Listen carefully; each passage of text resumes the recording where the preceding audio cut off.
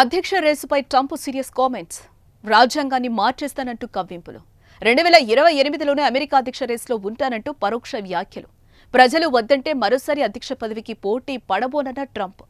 మూడోసారి అధ్యక్ష పదవి చేపట్టాలంటే రాజ్యాంగ సవరణ తప్పనిసరి. తీవ్ర చర్చనీయాంశంగా ట్రంప్ వ్యాఖ్యలు.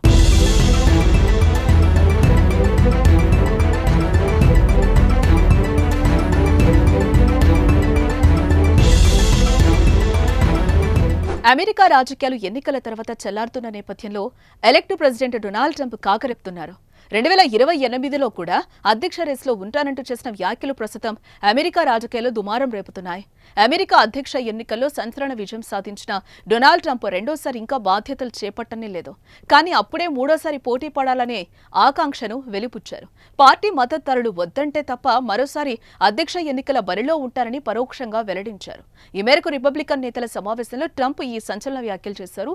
ఈ సమావేశానికి ముందు రిపబ్లికన్ నేతలు ప్రెసిడెంట్ గా ఎన్నికైన ట్రంప్ ను ఘనంగా స్వాగతించారు. ఎన్నికల్లో విజయం సాధించడం బాగుంది కదా, మీరు వద్దంటే నేను మరోసారి అధ్యక్ష ఎన్నికల్లో పోటీ చేయనని ట్రంప్ ఈ సందర్భంగా అన్నారు.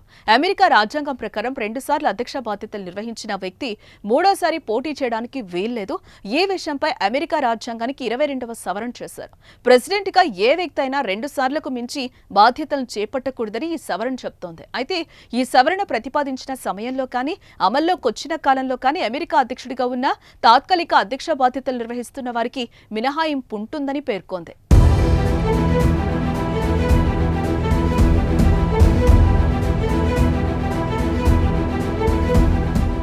ఈ సవరణ అమల్లోకి వచ్చిన 7 ఏళ్ల తర్వాత రాష్ట్రాల సమ్మతితో ఈ రూల్ను తొలగించొచ్చని పేర్కొంది.